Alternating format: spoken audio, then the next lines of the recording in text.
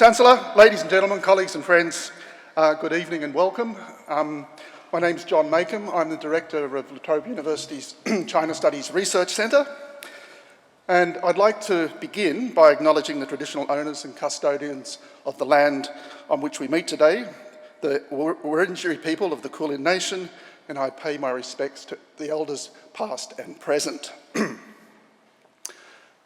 I'd also like to point out that 10 years ago today, Australia's 26th Prime Minister, the Honourable Kevin Rudd, delivered Australia's formal national apology to the stolen generations.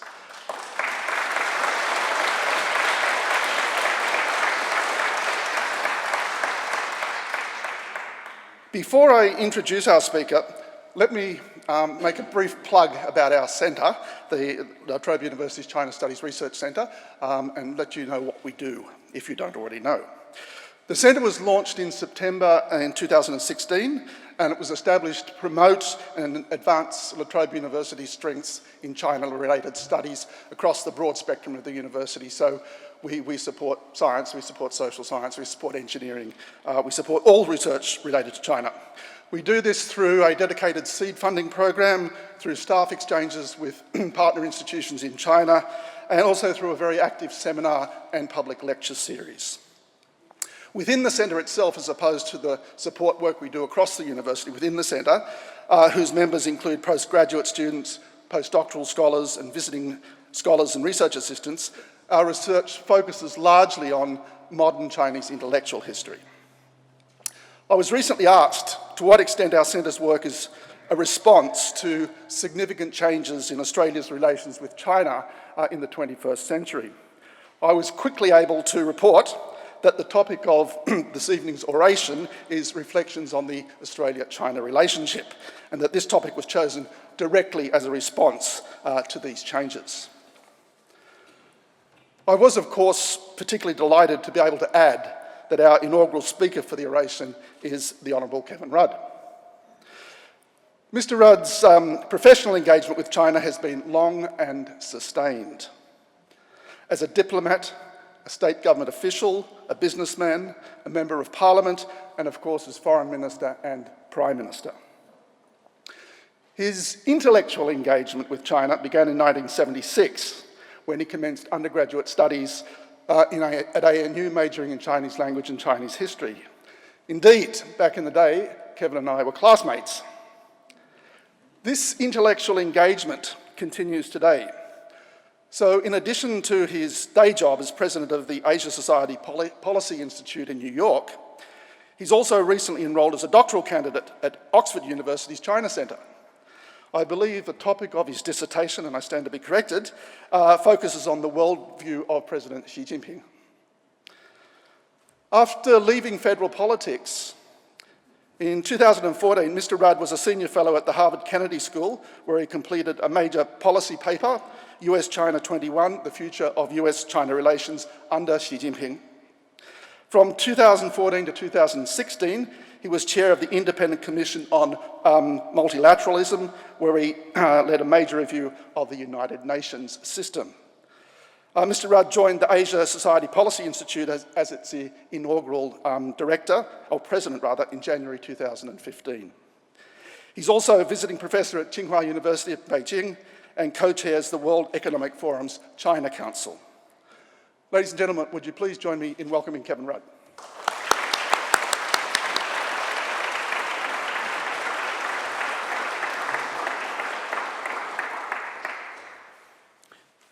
Thank you, John. And I begin by acknowledging the first Australians on whose lands we meet and whose cultures we celebrate as the oldest continuing cultures in human history. This day and this morning in the Great Hall and Parliament House in Canberra, I've been speaking of those events a decade ago, with elders from across the country reflecting on the apology, reflecting on progress and regress in closing the gap between Indigenous and non-Indigenous Australians, and reflecting on the future of treaty and the future of the recommendations coming forward from the Uluru Statement of our Indigenous brothers and sisters. So we are changing pace from what I've just been doing all week. But it is an important anniversary in the ongoing process of reconciliation between Indigenous and non-Indigenous Australians. Well, thank you, John, for the kind invitation to be here. As John mentioned, I began studying Chinese with him at the Australian National University in the early Mesolithic period, 1976. He has changed a lot. I'm still as svelte as I always was. He was a diligent student. His passions were then self-evidently in the direction of classical Chinese. And because that was far too hard for the likes of me, I focused on the modern equivalent. And then, having graduated from the ANU with honours in modern Chinese, I then discovered in 1981 that I was essentially unemployable. The only place to get a job in those days was the Australian Foreign Service. And so, to my great shock and surprise, having applied for a job with them, they accepted me. I wasn't quite sure what a Foreign Service was in those days, and having been Foreign Minister of Australia since then, I'm still not sure what a Foreign Service is, but I was a member of it. And as one of their better speakers of Chinese, by the time I joined the Foreign Service, their immediate decision was to send me to our embassy in Stockholm, in Sweden. As you know, it's one of the bigger Chinese communities in the world, in Sweden, and it certainly helped me perfect my modern Chinese. In those days, there was only one Chinese restaurant in all of Stockholm, and it was Southern Chinese. The opportunities to speak Mandarin there were non-existent. So with passable Swedish, in fact, quite good Swedish, Therese, my wife, who is here with me this evening, and I were then cross-posted to Beijing with good Swedish and declining Chinese. Such is the wisdom of our Foreign Service. However, having arrived in Beijing and having done a refresher course on the way through, I, together with John, had benefited from good language instructors at the ANU way back then. We were required to spend 3 months locked in a language laboratory, working on our tones, working on our pronunciation of each single Chinese phoneme and each of their 4 tonal variants until we had it as right as we could make it. As a result, what happened was that we tended to emerge with a form of spoken Chinese which is often referred to as BBC Mandarin. That is, when I speak Chinese, my Chinese friends usually fall about laughing because it sounds a little bit like this if it was in Chinese. I say, Jumbo, why don't we pop down to the club for a spot of polo? That's what my Chinese sounds like in Chinese, which generally gives rise to much hilarity on the part of my Chinese friends. However, when I arrived at the embassy eventually in Beijing in 1984, and we had an incoming Australian ambassador, Ross Garnaut, who in those days had been working as Prime Minister Hawke's senior economic advisor, he heard from the local staff that I should be his interpreter. The reason being is the local staff had heard my BBC Chinese, my BBC Mandarin. Those of you who know anything about speaking a language, and certainly who know anything about interpreting, will know that these are vastly different skills. Your ability to speak another language, as opposed to interpret what some other schmuck happens to be saying, are 2 entirely different skills. And so I protested and said I wouldn't. The ambassador said I would. I said I wouldn't. He said, you will. And the next thing I remember being with him in the back of a limousine, slowly making our way across Tiananmen Square for our first formal meeting with the then Chinese Minister for Agriculture, whose name was He Kang, in the Great Hall of the People. And so in we walked, myself wondering what I'd got myself in for. The ambassador, Roscano, was feeling positive and up. This was his first official meeting in this grand edifice of socialist realist architecture, otherwise called the Renmindahuitang. And so there we were. And so you walk in, and then there's this traditional Chinese horseshoe, where, in the great tradition of the Middle Kingdom, the most senior Chinese poobah sits there. The deputy senior Chinese poobah sits next to them, and so it works down the line until you get to the chief cook and bottle washer down the end. And then you have the most senior barbarian there, the deputy senior barbarian there, and all the other barbarians in descending order of seniority. Except there are only two of us, ambassador and me. So the barbarian ranks were thin, made thinner by the fact that, as the interpreter, I was required to sit in the jump seat. The jump seat is that little seat where you sit behind the principals as one speaks to the other. The Chinese provided interpreter sits there. The Australian provided interpreter sits there. And that's where you do the interpreting from. Our ambassador began with an unremarkable phrase. He said, Australia and China in 1984 were experiencing a relationship of unprecedented closeness. Now, I thought that was rather clumsy. I thought this needed to be improved. I thought it needed some elegance. And note to file, whenever you have these thoughts ever in the future, please purge them from your consciousness. It's the pathway to ruin. So I rendered this into Chinese. I won't actually repeat it here. And I rendered it into what I thought was wonderfully elegant Chinese, and John Maycomb would be pleased with me because I rendered a slightly classical flourish on the way through to overcome the clumsiness of the expression of our Australian ambassador.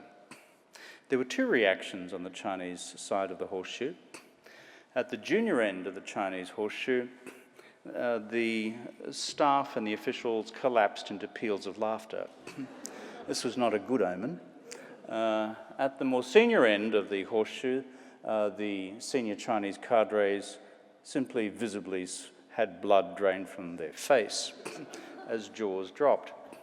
Apparently what I'd said in rendering this phrase, Australia and China are experiencing a relationship of unprecedented closeness, was that Australia and China were currently experiencing fantastic mutual orgasm.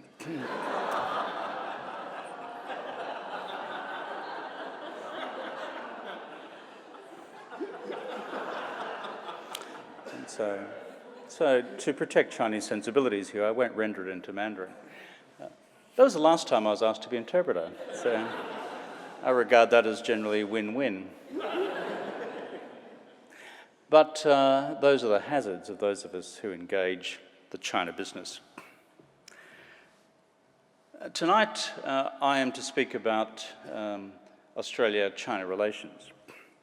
Let me put this into a broader frame. I'd like to talk, firstly, about China's rise. I'd secondly like to talk about Trump's America. I'd then like to talk about where these two phenomena leave us in terms of the future of the global order and where they leave us in terms of the future of the regional order in the Asia-Pacific region. Then I'd like to reflect for a moment on what constitutes our core Australian national interests and values, and then reflect on how have we sought to prosecute those with the People's Republic since the birth of the People's Republic in 1949, through to my own period in government, and most recently, the period of the Australian Conservative government as well, and perhaps with an observation or two about the future. China's rise is an extraordinary phenomenon against all the measures of modern history. It is a phenomenon of the likes of which we have not seen for half a millennium. That is, in the space of 30 years, we have seen an economy the size of Australia's, as it was when I first went to work in the embassy in Beijing, to an economy which now, depending on the measure, is either the largest or second largest in the world. For such an extraordinary change to occur, in such a tight frame of time is remarkable by any historic standards. And so, where economic strength and power go, so proceeds political power. Where political power proceeds, so proceeds foreign policy influence. And where foreign policy influence proceeds, so too goes strategic influence more broadly. And when all this is compacted into such a short space of time, we are dealing with genuinely ahistoric events. Let me put it into a different frame. When China finally passes the United States as the world's largest economic system, 经济体系, and when that occurs according to market exchange rates as opposed to purchasing parity pricing, this will be the first time since George III was on the throne of England that the largest economy in the world will be non-Western, non-democratic, and non-English speaking. That's quite a long time. Our Chinese friends will remind us that, in fact, it's a return to the way in which things were around the world about the time of Kangxi and Qianlong, the great emperors of the Qing dynasty, when China was clearly the largest economy in the world. For those of us in the modern period, however, this is a new and startling phenomenon. And so we ask ourselves, therefore, what does it mean? Given that reality, therefore, a question we must ask ourselves is, how does China and its current leadership prioritize its own interests and values in the region and in the world and for their own country? I think it's always best to seek to explain this in terms of a series of concentric circles, beginning with the proposition that the Chinese Communist Party is a Marxist-Leninist party which has made it absolutely clear since 49, since 89, and again most recently, that it intends to remain in power for the future as well, rather than to transition itself into one form of liberal democratic political party or another, even through the sort of transitions we've seen in countries such as Singapore and elsewhere in the wider East Asian region. Of course, the reasons for that vary. If you speak to Chinese leaders, they will say that if you look at the history of China's dismemberment from the time of the Opium Wars through to the defeat of the Japanese in 1945, that the reason for that dismemberment was that China had continuing weak central government. And as a consequence, the only time when China was able to finally stand up for itself against foreign depredations was when it had restored strong central government. And leaving ideological questions to one side about the nature of Marxism-Leninism and the notion of a one-party state, the parallel historical phenomenon in the mind of Chinese leaders is this central political force, this strong central government is necessary in order to keep the country together, to grow China, to make it strong and powerful in the world, so that China then asserts, in their view, China's proper place in the region and the world as well. There is a confluence, therefore, between the ideological views of a Marxist-Leninist party and the historical views of China's own imperial history.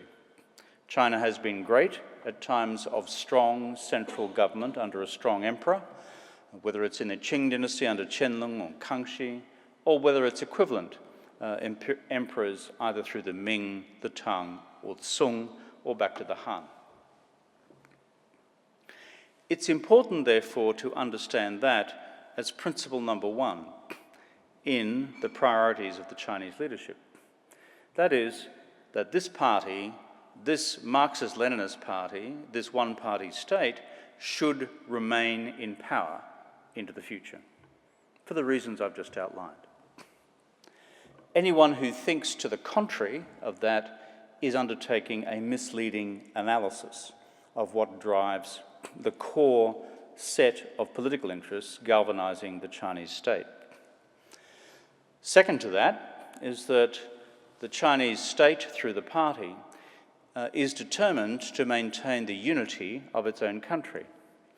Unity meaning no separatism either in Tibet, no separatism in Xinjiang, and no separatism greater than already exists in Taiwan. In other words, the unity of the country, as defined by Chinese historiography, is of paramount importance to the continued legitimacy of the Chinese Communist Party state. When, therefore, we see our Chinese friends talk in strong and strident terms about Taiwan, this is a deep product of Chinese views about the unity of the empire, as it was in the pre-1911 period, and the unity of the motherland in the post-49 period. It goes back to absolute fundamentals in terms of the national historiography of the Chinese state. A third set of priorities from the perspective of the Chinese leadership is to grow the Chinese economy, necessary also for the continued legitimacy of the Chinese Communist Party. And that means ensuring that you are prosecuting an economic strategy which raises Chinese living standards and escapes from the poverty which Chinese citizens suffered through previous experiments in Marxist or Maoist collectivist control. The Great Leap Forward, as we know, was an economic disaster in China. The Cultural Revolution, the prioritization of politics over economics, was an economic disaster for the Chinese people. Following the death of Mao and the rehabilitation of Deng Xiaoping in 1976-78, and the change in the whole structure of the Chinese Communist Party at the end of 1978, we saw the emergence of an entirely different worldview on growing the Chinese economy. And that is the absolute priority attached to the role of market economics within the socialist ownership still of the means of production. And what you see today, 35 years plus later, is the product of that fundamental re-engineering of China's economic orthodoxy. Deng Xiaoping, an extraordinary figure in the history of the 20th century, had only a few characters to sum up this new change in direction. 对外开放, 对内改革, to open to the outside and to reform internally. That was all that was necessary to send clear messages to the rest of the Chinese economic state and the enterprises which made it up, and over time private enterprises as well, that they were to engage in global markets and introduce price-based reforms domestically, including increasing levels of private profit from entrepreneurial activity. As you can see, 35 years later, it worked. And this economy, which then was about the same size in real dollar terms as Australia's, is now somewhat larger. Therefore, in the continuing search for legitimacy for the Chinese Communist Party, continuing to deliver the economic goods to the Chinese people is fundamental in order to ensure that the party remains in power. There is a fourth priority as well, which is in order to do that, China must also now ensure that the economic growth that is sustained over the last 30 years or more is no longer accompanied by widespread environmental devastation. The pollution of land, the pollution of watercourses, and most critically, as we see through regular reporting from China, the pollution of the air is such that the public reaction against this right across the country, not just in the large cities like Beijing and Shanghai, is so acute that unless the party cleans this up, then frankly it will then lose legitimacy as well. When you see the effect on people's health, when you see the effect on children's health in some of the dirtiest cities of the country, this immediately ricochets back into China's own domestic set of policy priorities. Hence, in the last 5 years, why you've seen Chinese policies on climate change and Chinese policies on domestic environmental regulation go from this to that, in direct response to what the public is saying to the Chinese party and state. Of course, there is another set of priorities as well, beyond the ones that I've just listed, and that is, born of China's historical experience, China also wishes to maintain stable and beneficial relations with each of the 14 states which share land borders with the People's Republic. China has more neighbours, land border neighbours, than any other country in the world, other than the Russian Federation, which also has 14. This is a large number of external relationships to maintain. But the Chinese interest in this is to ensure, consistent with its historical experience over 2,000 to 3,000 years of recorded history, that the empire is secure when the borders with those states adjacent to the Middle Kingdom are in a state which ensure that the interests of Beijing, or the interests of the Chinese Empire, or the interests of the Chinese post-49 state are maximised. The Chinese phrase for this is 周边国家, neighbouring states.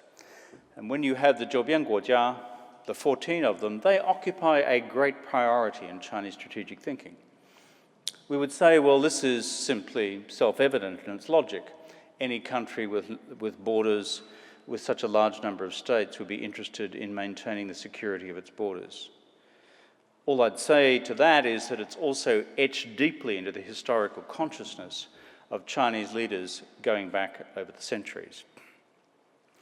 Beyond that, again, proceeding with the logic of concentric circles, there is a view in Beijing that its own immediate ocean environment, the West Pacific, out to the first island chain, what is sometimes called the second island chain, is an area where China should have increasing freedom of the seas from its own perspective. And that is where we have a direct intersection with the interests of the United States in the post-war period. The United States, since 1945, across East Asia and the West Pacific, operating out of its allies in Japan primarily, also to some extent in Korea, but also from its own operations in Guam, and then through Pacific Command headquarters in Hawaii, have seen the Western Pacific as an American lake. And that, by and large, is how it's been since 1945. No state in the region has had the capacity since the defeat of Imperial Japan to confront or to challenge in any way the combined air and naval capabilities of the United States deployed in that region. But most recently, with China's acquisition of national wealth and power, we've seen that translated through into a new series of naval, air, and broader military capabilities which begin to challenge that traditional American claim.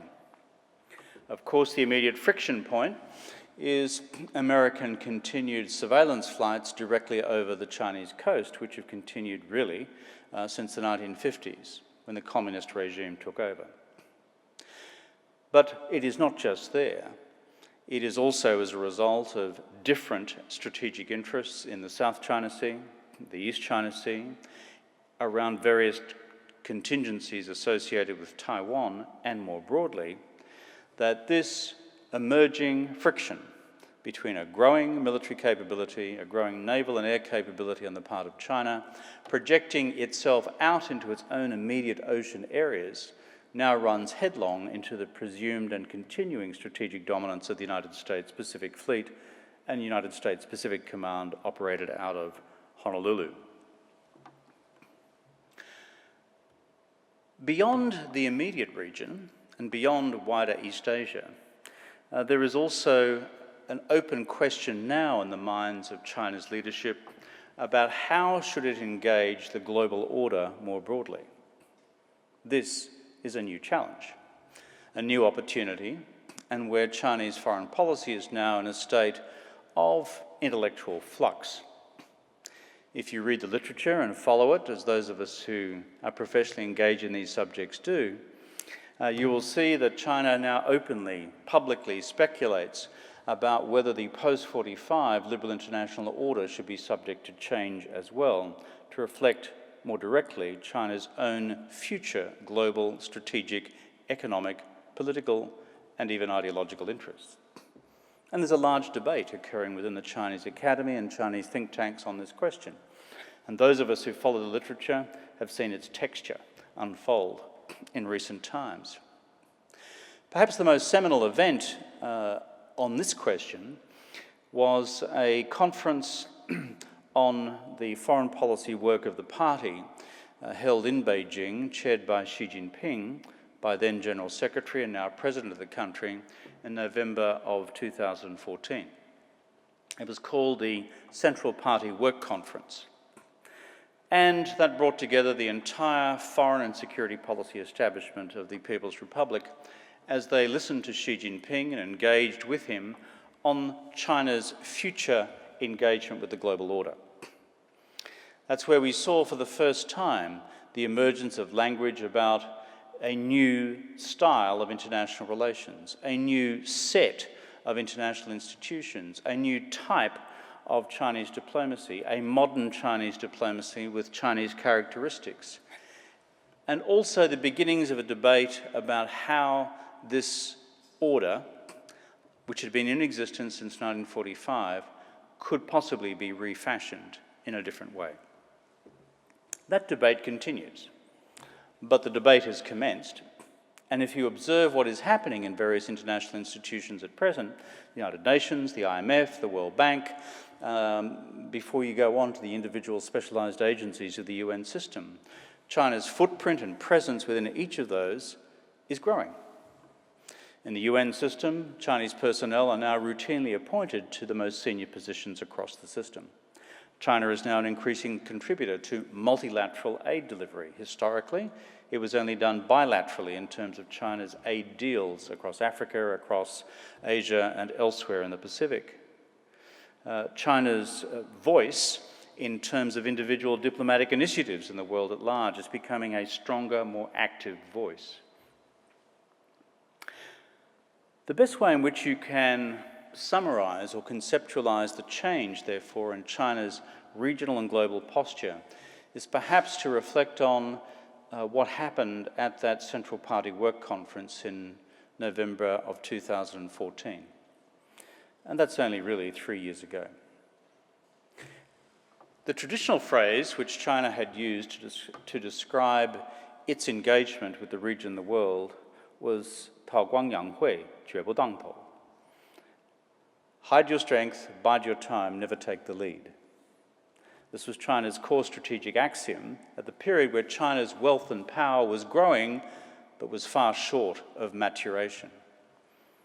In the period since then, that phrase officially describing China's international policy behavior has disappeared in favor of other phrases.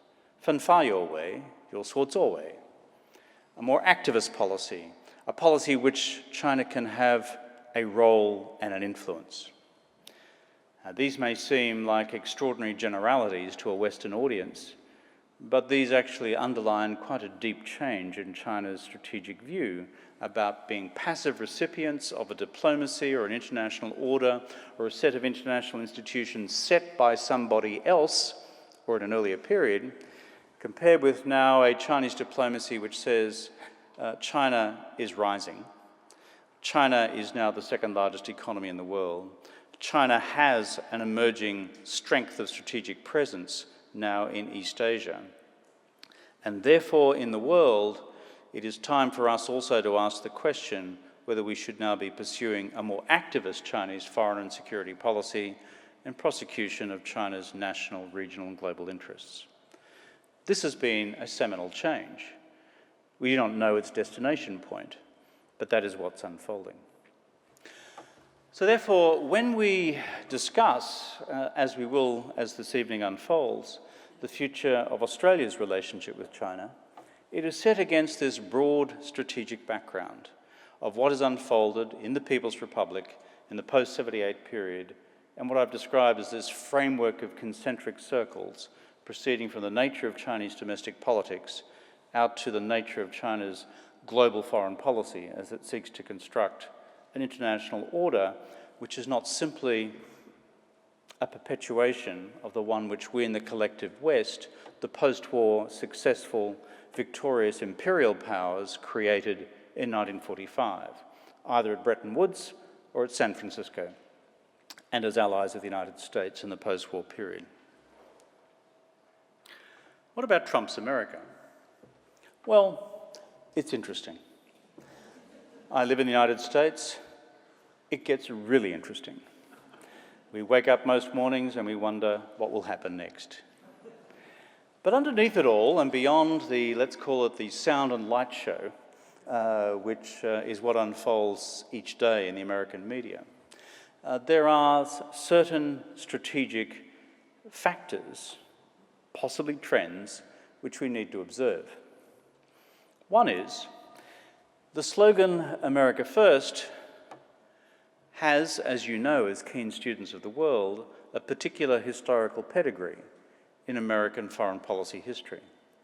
It was used most acutely in the 1920s and the 1930s as a deep repudiation of the evidences of internationalism first expressed by Woodrow Wilson and his determination to create a post-First World War order through the League of Nations.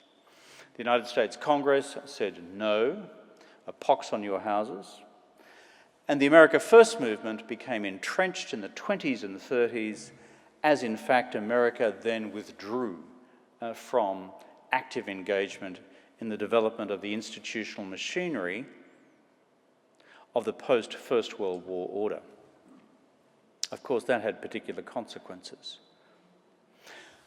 So America First and the American isolationism which underpins it is now a force unleashed in the broader American domestic body politic, which should cause us to have deep reflection about where it goes.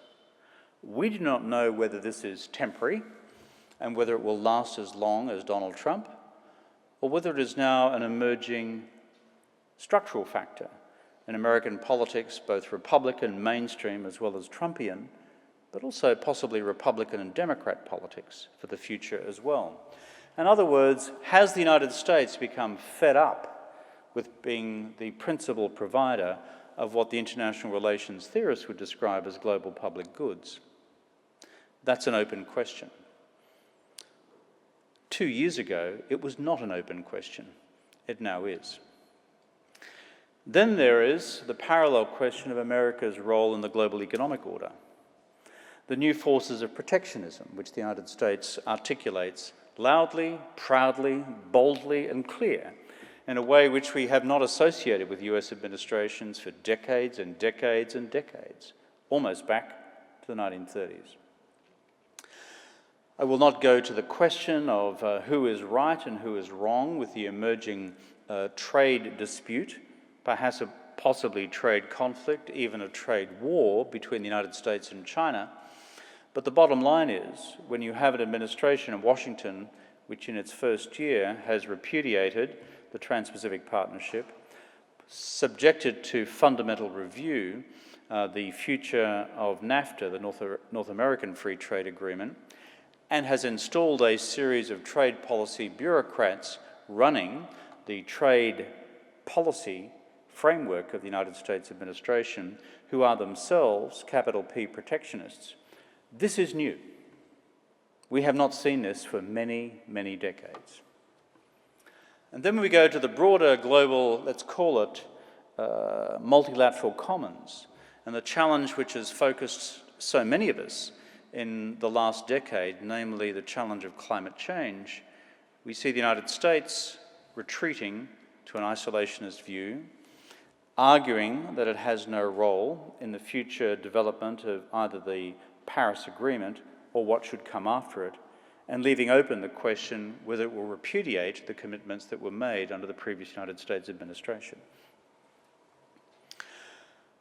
Parallel to all of that, we see also new fractures emerging in the United States system of global alliances. You have seen this in Europe, not just in terms of what's happened within the European Union, not technically an ally of the United States, but the correlation with the North Atlantic Treaty Organization is strong. Britain's decision on Brexit. You have seen also the question marks raised by the Trump administration about its future security guarantees, not just to the North American Treaty Organization partners, but also those in Japan and Korea as well. And the overall message is one of, well, the United States may or may not uphold its formal treaty obligations that it undertook so boldly in the 1950s, in the main, both in Europe and in Asia, including Australia.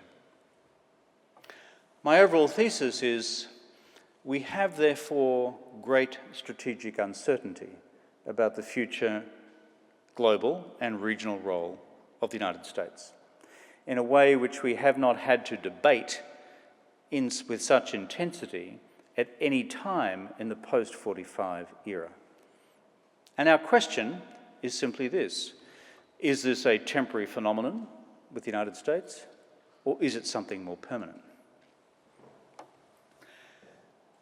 If we bring these two realities together, that is, China's rise and the strategic uncertainties about the future of the United States' regional and global power and consistency of power projection and engagement in the global security, economic and environmental order, where does that then lead us? There are two broad theories. One is, and you may well have read this here in Australia, is what is called the Thucydides trap. And the Thucydides trap essentially is this, based on the great Greek historian, ancient Greek historian, is that a rising power, when confronting an established power, may cause sufficient fear on the part of the established power to cause it, the established power, to preempt the further rise of that rising power in order to preserve its own security. Of course, the analogy is between classical Athens and classical Sparta. And we know from the history of the Peloponnesian Wars where that led. Graham Allison, a colleague of mine from Harvard, a good friend, has recently penned this volume, Thucydides' Trap, and the title of the book is US-China War. Now, Graham, who I know very well, has not said that this is in any way inevitable, but he points to 16 historical case studies since 1500 of rising powers and established powers dealing with that phenomenon, and his conclusion, based on historical analysis, is that in 12 of those 16 case studies, they have resulted in conflict or war. And Thucydides' trap is deeply studied in China. It is deeply studied in the military academy of the United States. And we do not know, therefore, whether this predicts a particular trajectory for where US-China relations will head and what we can do by way of political agency of the state through foreign policy to change that. There's a different theory as well, which is called the Kindleberger trap. The Kindleberger trap is one which reflects in particular on the post-1919 world order. Its reflection is along these lines, that the United Kingdom, which in the 19th century performed the equivalent global role of the United States in the 20th century, at least after 1941, that the United Kingdom was so strategically exhausted by the First World War that its ability to continue to provide global public goods in defence of global freedom of navigation, in defence of a global commercial system, in defence of sterling and the gold standard, that in fact it, through weight of its own overreach in the war to end all wars began to retreat. But the Kindleberger trap says that rather than another power stepping into this vacuum, namely the United States, which was perfectly primed to do so, given its decisive role in the conclusion of the First World War, the United States, in the America First reaction to Wilsonian internationalism in 1919, withdrew as well. And the Kindleberger trap is no one is providing global public goods. A withdrawing United Kingdom, a United States unwilling to fill the vacuum, and in the absence of anyone providing, let's call it, strategic ballast for the system, let alone a continuing and predictable set of rules for the order, is that mayhem ensues. And the rise of fascist Italy and the rise of fascist Germany and the rise of fascist Japan are usually seen as the classic case studies of what happens when you have a global strategic vacuum, either in terms of a predictable rules-based order or what is called in the literature a hegemon, whether it's the British or the United States or other such hegemons in international history. These two scenarios, Thucydides' trap and the Kindleberger trap, are troubling scenarios. Neither of them have particularly happy stories attached to them. But if you look at those who seriously examine the macro-strategic trends of what we are now confronting both regionally and globally, much of the literature, much of the analysis begins to hang off one proposition or the other. The reason I emphasise all of this is because that, therefore, is the milieu in which we find ourselves as this country, Australia, seeking to navigate our future in the 21st century, in this global and regional environment of compounding complexity and compounding change with uncertain destinations. So what are our interests as Australians? Well, these may be self-evident to everyone in this room. And far be it for me to pronounce on behalf of the current Prime Minister of Australia as to what they should be. Nonetheless, I will do so. First, like any nation state, we in this country must have as our core national interest the protection of our national security and the maintenance of our domestic sovereignty. These are axiomatic, they are case universal across all states. Given our particular strategic geography and our particular history, this presents us as Australians with a unique set of circumstances. Here we are, a country of 24, 25 million people, in a wider Asia-Pacific region of 4 billion people, as a European, largely, but not exclusively, enclave in a sea of everybody else. And our historical responses to this as a strategic dilemma, that is, for successive governments of Australia, going back to colonial times, has been fascinating to observe. Essentially, it occurred in three phases. One, we were a British dominion, and therefore, so long as Britannia ruled the waves, then Bob's your uncle. And for our Chinese friends here this evening, the best translation of Bob's your uncle is, it'll all be okay. But when Britain ceased to rule the waves, in the period we've just talked about, in the post-1919 period, and certainly as we approach the darker days of the Second World War, and particularly Japan's entry into the war, we went to a different course of action altogether, which was to turn, as John Curtin, my Labor predecessor, said in 1942, without pang or regret, to the United States of America, to provide us with our security at a time of mortal threat to this country's national security. And that has been essentially the fundamentals of our national security policy settings ever since. Done by a Labor Prime Minister in 1941, consummated by a Conservative Prime Minister in 1951 when the ANZUS Treaty was finally signed, and you'll be familiar with the provisions of that treaty.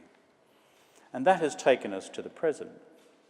But the ultimate question for us as this country, which is the 12th largest economy in the world, one of the smaller populations in Asia, with one of the largest land masses, and with one of the most exposed coastlines, and one of the largest exclusive economic zones and maritime territories, is that a country like this can benefit, and by a different argument, need benefit from having a strategic security alliance with a larger power with whom we share common security interests and common national values. That has been the underpinning set of assumptions about where Australia comes from.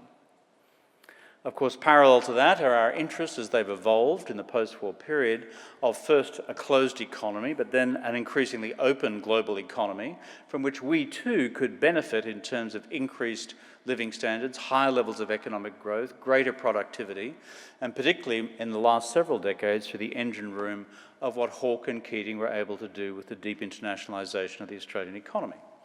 In other words, over time, we too became wedded as a nation to the need for an open global trading system, an open investment system, and in time also an open system as far as the exchange of our currency was concerned as well.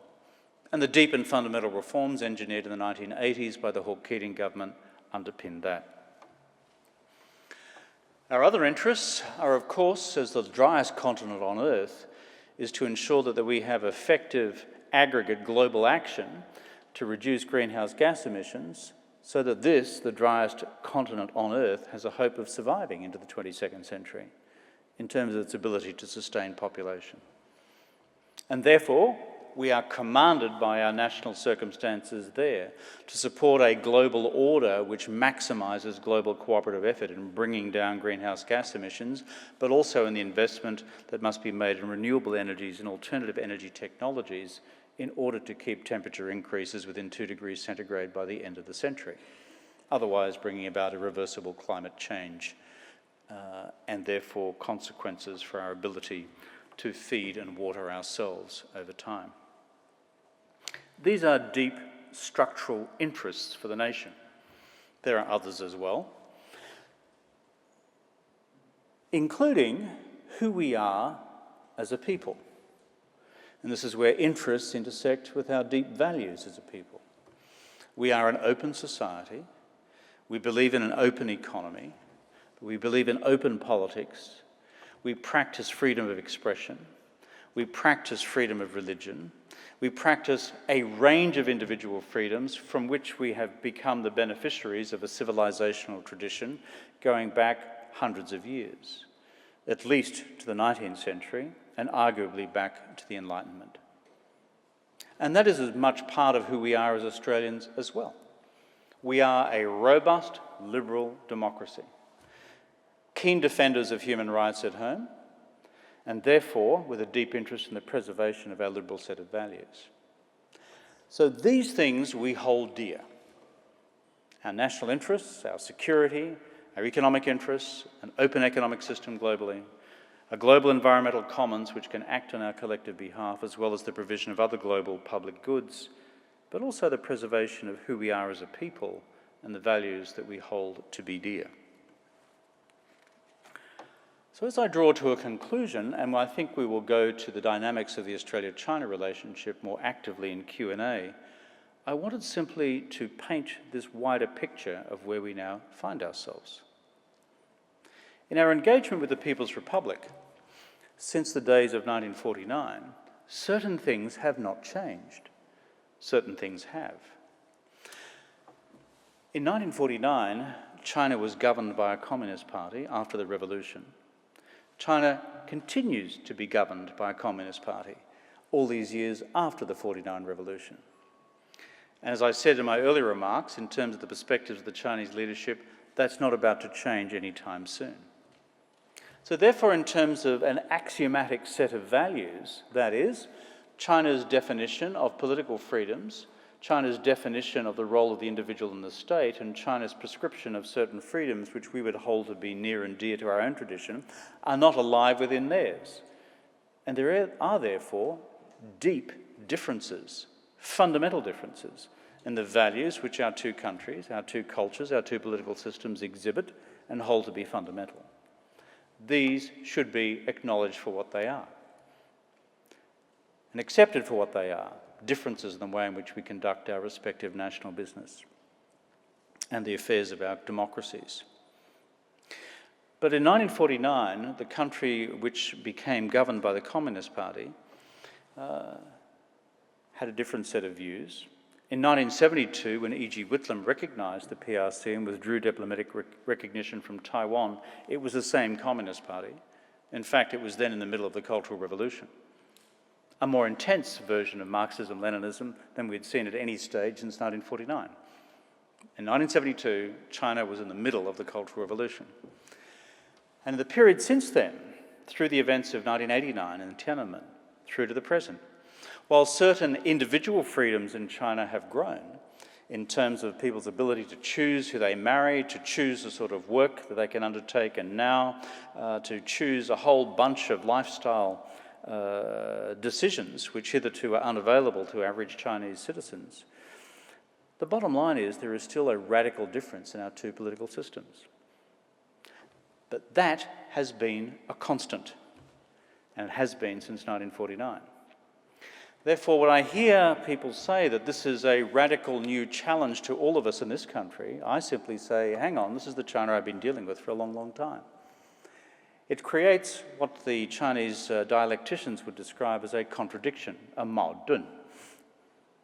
And that is, it's simply a reality which has to be contended with. You can't wish it away, you can't pretend it doesn't exist. It's a question of managing in a mature, overall, bilateral political relationship. On the question of our general strategic relations with the People's Republic, we have also made it clear throughout the period of recognition post-1972 that this country remains a strong ally of the United States. The difference within Australia on the question of our alliance obligations between the Labor Party and the Conservative parties is along these lines. Both sides of politics accept the virtue of the alliance. However, we, the Australian Labor Party, have never accepted that alliance as mandating automatic Australian compliance with every single aspect of US foreign and strategic policy. I led the charge against Australian involvement in the Iraq War and was not a pin-up boy in the White House as a result of George Bush. I know that from first-hand experience. In a previous generation, when we opposed the Vietnam War, that is the Australian Labor Party and Australian involvement in it, a similar experience was had then in terms of Labor's relationship with the then White House administration in the 1960s and early 1970s, most particularly under Nixon. But the fundamental commitment which both sides of politics have in terms of our enduring security relationship with the United States is of a bipartisan nature, but with this big qualitative difference. And finally, and I conclude on this, on our economic relationship with China, which has gone from something minuscule to something whereby China now represents 1/3 of this nation's exports, and China now is either the largest or second largest source of foreign direct investment of this country each year, there has been a fundamental change since the China we recognised back in 1972. So that now, China today, and the strength of its economy, its demand for what we have to sell and what we import from China, and the investment capital which flows here, and our engagement with China's activity across the wider global economy, radically shapes the future direction of the Australian economy, the future strength of Australian employment, the future living standards of the Australian people. And therefore, our response to that on both sides of Australian politics is that we should have about us a set of arrangements between the People's Republic and Australia which maximise that economic engagement, hence the bilateral free trade agreement which we entered into some years ago, supported by us, supported by the other side, negotiated most recently, I think, about 3 to 4 years ago, and concluded. So therefore, in the overall scheme of things, that is how we have chosen to carve out our future with China. However, what I discover in recent times is that our current Prime Minister, Mr. Turnbull, has reflected a different set of priorities to that which we have seen evidenced in what I think has been largely a bipartisan set of arrangements between Australian governments of either Labor and Conservative direction since 1972 in our engagement with People's China. I conclude with this, and I'm sure it will be pursued in the wider conversation. My challenge to Mr. Turnbull is along these lines. If you are pursuing a national strategy on Australia's part in engaging what is becoming the largest economy in the world, and certainly a country which exhibits a greater strategic footprint in wider East Asia and beyond than we've seen in the past, then the minimum requirement for such a strategy is consistency. And what I have not seen in Mr. Turnbull's approach to the Australia-China relationship is anything approaching policy consistency. Let me give you 2 or 3 examples and I will close. When I was Prime Minister of Australia, I was regularly attacked by Mr. Turnbull for being too hard on our Chinese friends.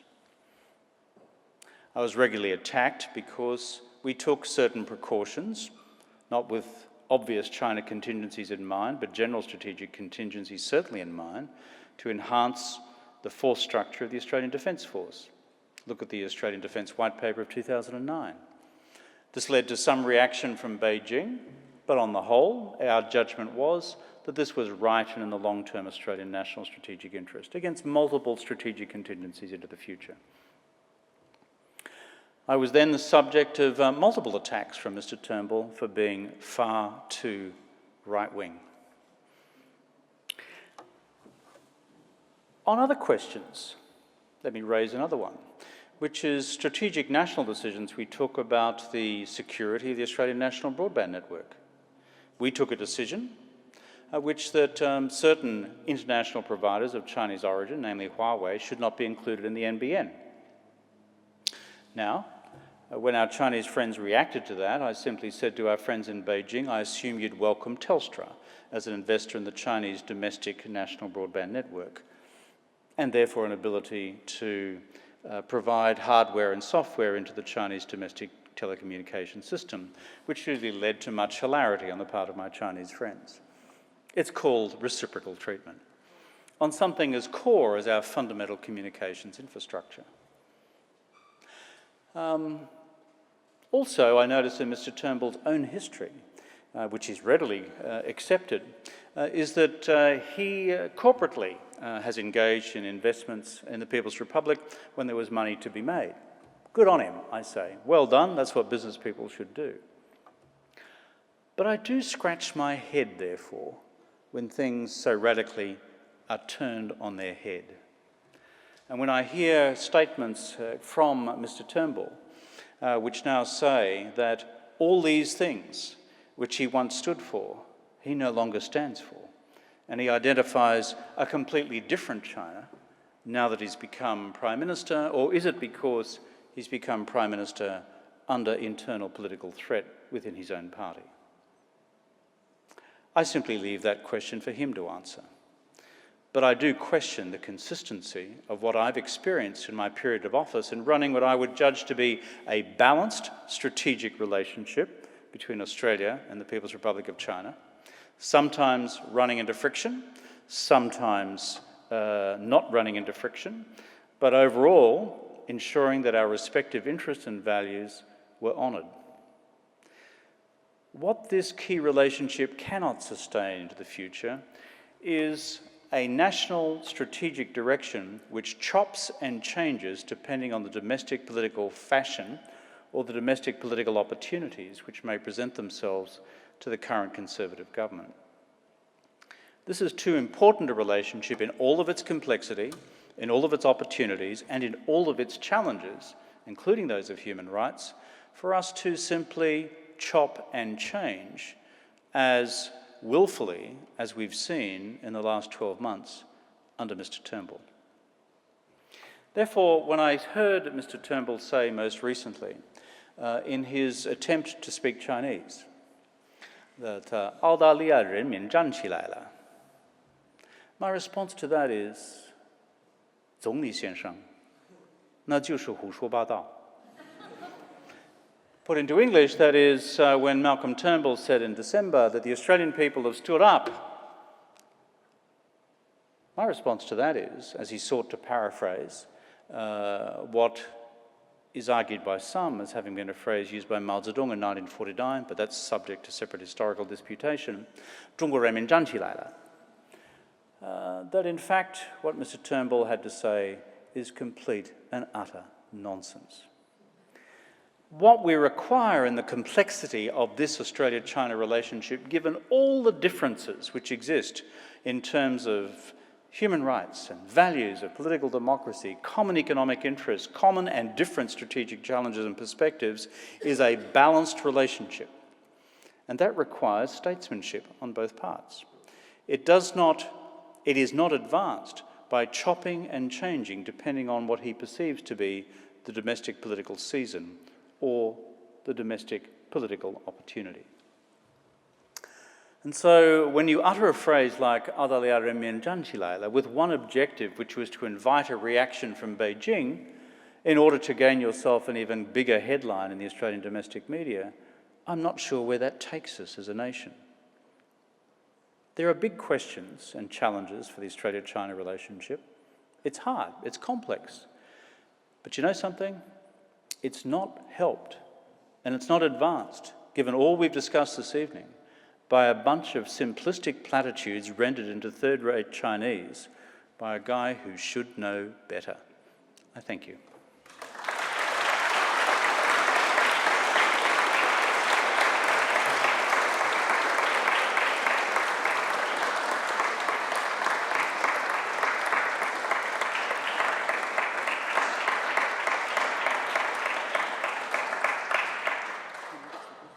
Yeah, you got 10 minutes for questions, and then I'm going to escape.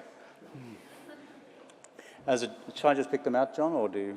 Well, what I'd ask is that if we have a short period for questions, can you keep the questions short and sharp?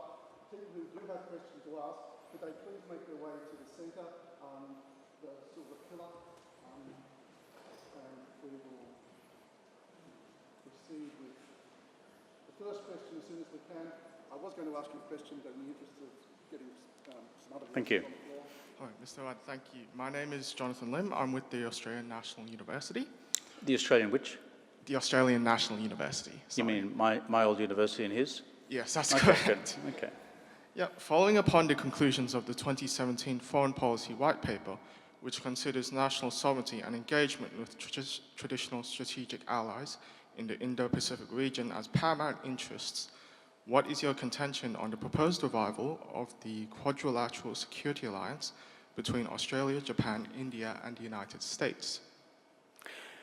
The short answer to that question is, and I support the posture currently adopted by the Australian Labor Party in opposition, which is to reserve their position on this question. If they win the next election, then to receive the requisite set of national security policy and intelligence briefings in order to form a considered view.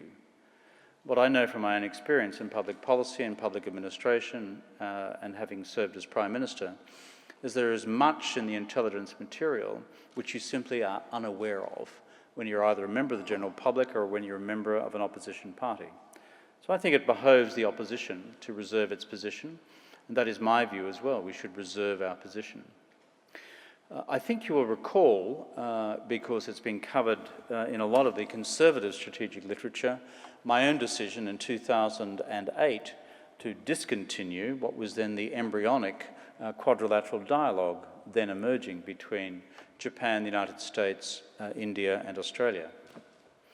I did so for one particular reason at that time, and it was this, that I did not want to see then Australia's future strategic interests determined by whatever the future state of China-Japan relations might be. If you know anything of the history of China-Japan relations, it has been a very untidy history, and in fact one which has yet to fully normalise, despite the effluxion of time since 1945. Therefore, to have embarked upon something in 2008, which in the future could have landed us in a position whereby Australia's own national security policy interests would be directly linked to whatever factors and dynamics were alive in a future Japan-China relationship, given the absence of normalisation in that relationship, I thought was a hazardous course of action. That was my position in 2008. I make no apologies for it. And by the way, for the record, when I went to see President Bush in March of 2008, just having made that decision, had more than 4 hours of conversations with President Bush, Vice President Cheney, Secretary of State Condoleezza Rice, and National Security Advisor Stephen Hadley. The matter was not raised once. Thank you very much for an enlightening and engaging speech. I really enjoyed that. I have an environmental question, which you've touched on. Putting aside the human rights abuses of both countries in question, what is your impression about public attitudes to environmental balance, if you like, in China? For example, how might this affect Australia? Would we be exporting solar power instead of coal in the future? Just to talk around the publics. Well, my own judgment about the future of carbon or hydrocarbons is that it's a limited future. And I say that not just in terms of Australia, but in terms of the ability of planet Earth to sustain itself into the future. You don't have to be a Rhodes Scholar to work out the mathematics of how much there remains in terms of the narrow ceiling left of how much more by way of greenhouse gas emissions we can allow globally before we start tipping the balance in the direction of 2 degrees centigrade temperature increases by century's end and beyond. So therefore, given the absence of any effective carbon capture and storage technologies as of now, and looking closely at all 4 which have been on offer for at least the last 2 decades, we have to reach a conclusion that we must therefore live in a carbon-constrained world. Where that leads us is in 2 directions. One, renewable energy, not just in its current shape, but with a quantum change in the amount of renewables we can generate and store, which contains within it a massive technological challenge in terms of the storage of solar power, which progress has been made on, but not yet complete. And the further challenge, which we must therefore embrace, is what we do in terms of constraining aggregate global energy demand. Rather than simply burning everything that we want, how do we actually reduce energy demand to something which is more sustainable for the planet's future? So in summary, hydrocarbons down as rapidly as we can, renewables up as rapidly as we can, but the key technology bit still missing in terms of storage of solar at base level type quantities, but also then constraining energy consumption on the demand side. 卢克文，谢谢您的精彩演讲。不算是这么精彩，最好的就是用英文，好吧？ So I'm Thomas, I'm from Asian Link Business, and I'm here tonight with various friends engaged in the Australia-China relationship. Oh, you've still got friends, have you, in that relationship?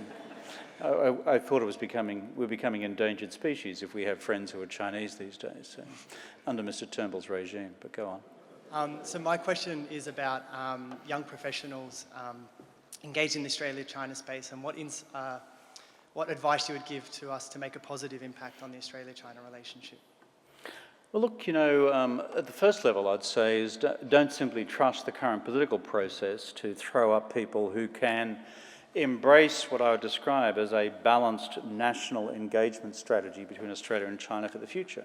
So for those of you who have half an interest in public political life, get into it, okay? Because we need mature, engaged minds and voices. As I said, our national China strategy, which was cabinet endorsed in the period that I was Prime Minister and Foreign Minister, was such a balanced relationship. Anyone who looks at the record knows that we had disagreements in each of the categories we've been talking about this evening, but were able to achieve major advances in bilateral and global cooperation as well. That seems not to be possible under the current Australian government. And therefore, my challenge is, for those of you who have an interest in the public political process, whether you're a would-be Liberal or a would-be Labor Member of Parliament, is get into it. Because we cannot simply assume that this will be part of the political consensus for the future. That's the first thing. Second is, if you're a China wonk, then what I'd strongly suggest is marry your China-related skills with core disciplines right across enterprise and right across the other professional disciplines. What this country needs is a bunch of China-literate Australian national entrepreneurs capable of engaging Chinese firms on an equitable basis bilaterally and across the world. But we need a bucket load of China smarts to do that, both in language, but also understanding of the country and the market, but also key entrepreneurial smarts, which means that you could survive in any marketplace anyway. So what I would say to all of you folks who are much brighter and sharper than I am in these domains is hop into it, become first-class entrepreneurs, first-class business managers, first-class innovators, and make sure that you're mastering your Confucian classics on the way through. Thank you. Hi, my name's Angelica, and I would just like to ask a little question. So I'd like to ask your opinion on how you see the rising role of India, especially in relation to a retreating US and a rising China. Each of the countries that we've spoken about this evening, whether it's Japan, whether it's India, the United States, as well as China itself, have different perceptions of strategic risk and opportunity in their engagement with China. Let's look at India and its history. As I've said to previous Indian Prime Ministers, what's the greatest thing going for the India-China relationship? And which my answer rhetorically is always the Himalayas. Because these two massive ancient cultures with two radically different religious systems and two radically now different views of the structure of their political systems. The fact that you just have episodic border disputes up there in various parts of the disputed terrain within the Himalayas itself, rather than anything more fundamental between India and China, is a good thing. I also think there is a degree of strategic wisdom, caution, but also pragmatism about where the India-China relationship could go in the future. When I've been in conversation with Prime Minister Modi in my capacity as President of the Asia Society Policy Institute and spoken to him about his future engagement with Xi Jinping, there is a highly pragmatic view beyond historical border disputes about how Chinese investment can assist with the development of Indian economic infrastructure and create genuine opportunities for the Indian economy into the future. I think that is to the good. But we should be mindful of the fact that the history of, shall I say, strategic distrust between the two is a deep and rich one, albeit certainly much less intense than we have had with China and Japan, where the experiences have been much more direct and much more brutal. It's an honor indeed for me to attend this lecture. Thank you very much.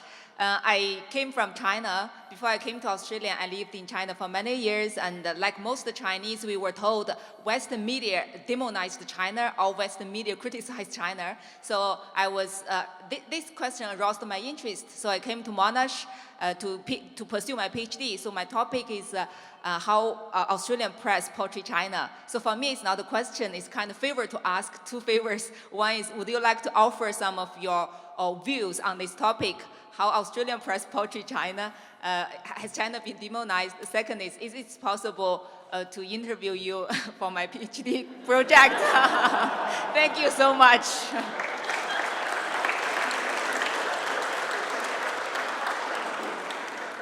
他的勇气很大。Full marks for your courage. I'll defer on the question being interviewed. Look, the honest truth is, I live in the United States. I don't read the Australian media on a continuing basis. I read the New York Times, read the Washington Post, I read the Financial Times, I read the South China Morning Post, the Japan Times. I also read Chinese domestic media. And what I would simply say is that it is important for the world that we have a media coverage of China which covers all of its complexity. And that is all the stuff which we in the West will have differences with China on, including human rights, all the stuff where we have common interests, including our economic engagement, though that can be positive and it can be negative, and in areas where we have common but also different and sometimes conflicting strategic interests. It's the diversity of that which needs to be reflected across the mass media coverage, frankly, in both countries. You know, in 2015, when I was at Harvard University, I spent 12 months on 2014, I spent 12 months on one subject, which was the future of US-China relations. It's a bigger subject than the future of Australia-China relations. And the more I thought about it, and the more I talked to my Chinese friends and my American friends in the administration and in Zhongnanhai about these questions, there are certain differences which are of an objective and hard nature, whereby a Chinese interest or value is fundamentally, objectively different from an American interest or value, and potentially in conflict with them. Then you enter into a whole area of what I describe as overlapping interests and values, where it's not clear whether they are in conflict. In fact, there are some positives and negatives. And then there's a third category where, in fact, you can work comfortably together, China and the United States. But underpinning those three categorizations is something which the Chinese have a word for, called siwei. Siwei is a way of thinking. How does the United States, in its deep strategic culture, think about China? How does China, in its deep strategic culture, think about the United States? And you'll be surprised, and perhaps you won't be, at the extent to which these deeply entrenched ways of thinking can often obscure an objective analysis of what you can cooperate with and where, frankly, it's too hard to cooperate right now. So therefore, my overall summary is that it's important in our general discourse to ensure that we are as clear-minded and as clear-sighted as possible, rather than producing pointless stereotypes of each other which take us nowhere. I think that's it.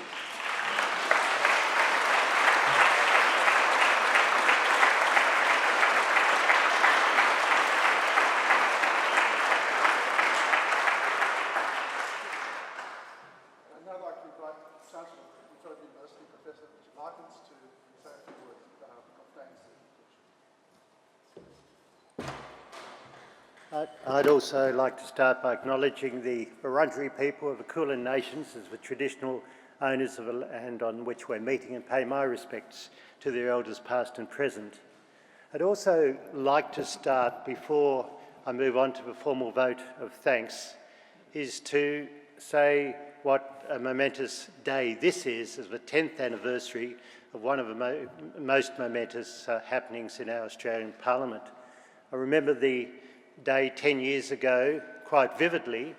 I was with Monash University then, and we were at a planning retreat, and we called an interruption of that planning retreat to watch for television, a direct television from Parliament, and it was one of the most moving occasions. We suddenly all became proud of our Parliament instead of what had happened in the preceding years in relation to the relationships with our First People. And Kevin Rudd was the person who orchestrated that. It wasn't obvious it was going to happen. It was something that was quite a reversal from the way it had been dealt with in the past. And we want once again to thank you for that, and to thank you for coming and giving this talk tonight on such an occasion. I'll say a few more words about the talk itself, but first I think we should just say once again thank you for that.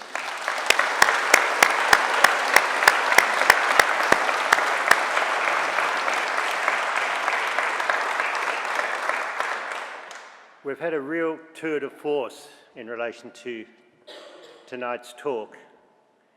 We've had the knowledge of history and how it's translated into attitudes today. And it was an absolutely fascinating discussion of a way in which the history of China has led to the attitude that there has to be a strong central government, there has to be unity, they need economic growth, environmental preservation, and regional and global positioning. And that's led to a context where we can see what's happening in China, we can get some understanding of it, and it has to be viewed with that historical context. We have the contrast with both the history of the United States and also the current uncertainty about the trajectory of the United States. We saw what happens when a vacuum occurs in global powers in the past. We went from ancient Greek to the Kindleberger trap. We've had a real traverse of all sorts of philosophies about global positioning in a historical context. And we came to Australia, where we see the need for a balanced approach that's consistent. And I guess it's based around a real understanding and engagement with China. And La Trobe University, through its China Studies Research Centre, is trying to enhance our ability to really interact in a positive way and provide the academic input into understanding history, culture, economics, and so on, that is really needed if we can have a soundly based strategic relationship while preserving our traditional relationship with the US. It is a real intellectual tour de force, Mr. Rudd, and coming at the end of an intense day such as you've had, it was a remarkable performance. We're very grateful to you for it. Thank you for it, and we've learned a great deal from it. Before you thank Mr. Rudd once more, I'll just indicate that he will be available for a short period to do some book signing at the back of his book, which goes into greater depth into a period of his Prime Ministership. I think it's the period before your Prime Ministership, isn't it? Leading up to it in 2007. So I'd like you all to join with me in thanking the Honourable Kevin Rudd once more for wonderful talk.